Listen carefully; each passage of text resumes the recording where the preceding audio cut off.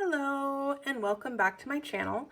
My name is Maida and you're watching Maida Pours. And today I'm going to be doing an open cup galaxy pour tutorial. So I'm going to try to show you step by step how to do an open cup galaxy pour. Or a traditional open cup galaxy pour. I don't know if there's an official traditional open cup galaxy pour, but this is what I kind of think of it as. So we have our cup, and let me go over the paints I'm going to be using. So I'm going to be using this black Artist Loft Flow Acrylic as my cushion pillow. I didn't flood the canvas, but I am going to pour this generously as a cushion to sort of create the galaxy, so to speak. I'm using all Liquitex Basics Paints. These are the paints I started out with. I've since branched out into like a lot of deco art, and I love to use golden.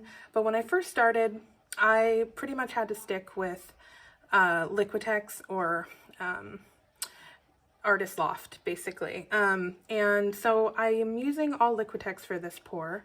I mixed all of these paints very carefully, actually. 1 part paint to 2 parts Floetrol with half a part water. So these are all mixed very precisely with a kitchen scale. I actually do, I would say use a scale when you first start, when you're first trying to find that right consistency. It helped me enormously. So this is the Dioxazine purple Liquitex. Well, can you see? There you go. And then I have the Quinacridone, I can't pronounce it for the life of me. Magenta, also Liquitex Basics. I struggle with the pronunciations. Ultramarine blue in Liquitex Basics. Again, all of these are Liquitex Basics. I guess I don't need to say it every time.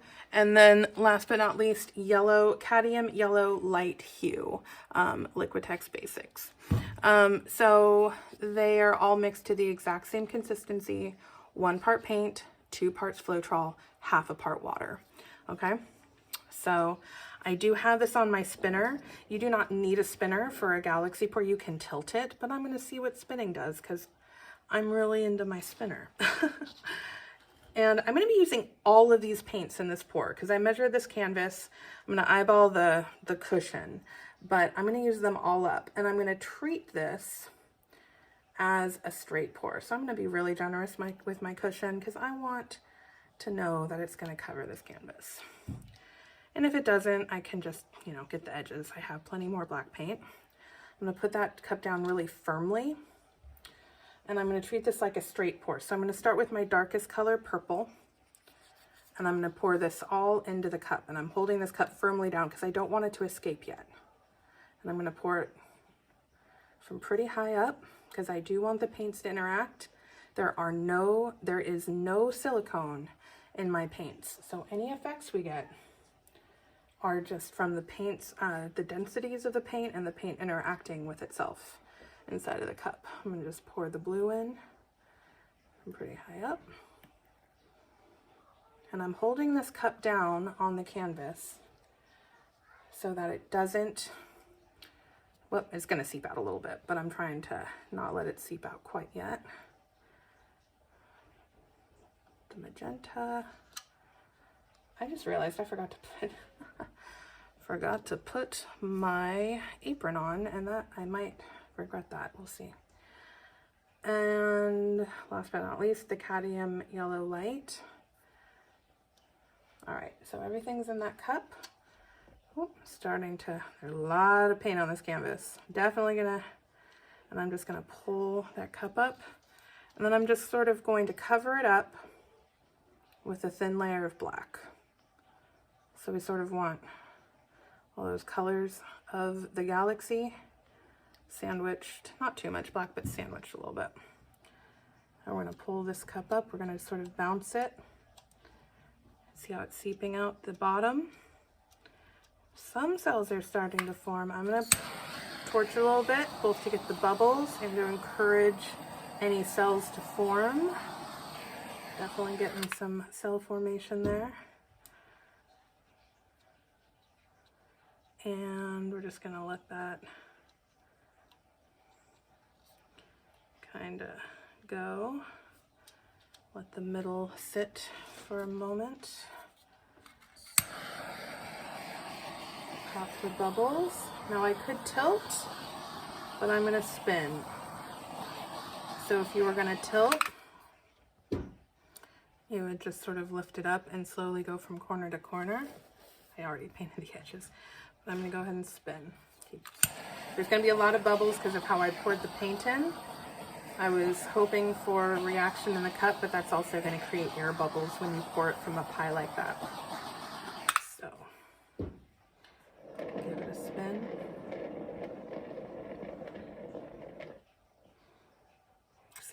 See what's happening here.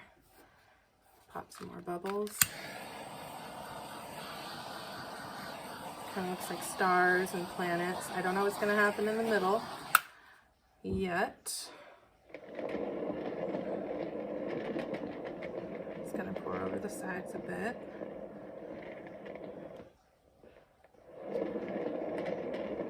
I don't want to spin this too fast. I don't want it to fly off my table. I do have a garbage bag kind of on the floor in front of me here, but I'm trying to be careful. As careful as can be while paint pouring anyway. Messes definitely happen. I poured like a bunch of black paint on my carpet just last week. That was fun. I need new carpet now, but you know, that is my fault. That's my fault. It's my own fault. I joke that if my kids had done it, they'd still be being punished, but no, it was mom. Mom made the giant mess last week. It was my turn to do it.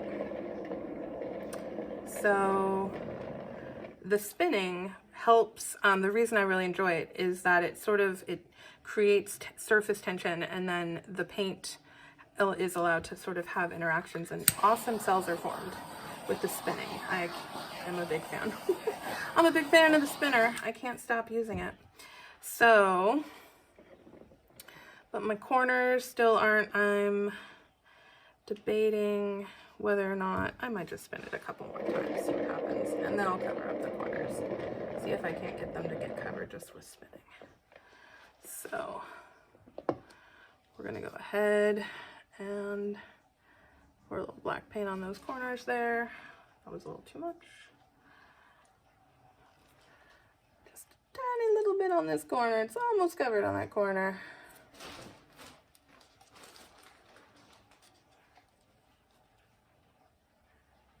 So if you enjoy paint pouring, I highly recommend getting a spinner. It's just so much fun. I waited so long to get one. I have been pouring since March. I just got my first spinner like last week, and I'm like, what's wrong with me? Why didn't I get this sooner? So if you have found yourself just in love with this hobby and can't get enough of it, get a spinner, play with it. You will not regret it. You will ask yourself the same question I did. What took me so long? Just making sure this is getting all over the edges here. Looks like it's nice and covered. And you see what's forming in here? It's like it's a galaxy. It's the black background, stars, and it's got a very spacey and galactic feel to it. And I find there are a lot of ways to create a galactic inspired pour. This is not the only way, but this is my favorite way of doing it. And you can make it with any colors you want. You can make it with metallics. Gold or bronze look beautiful.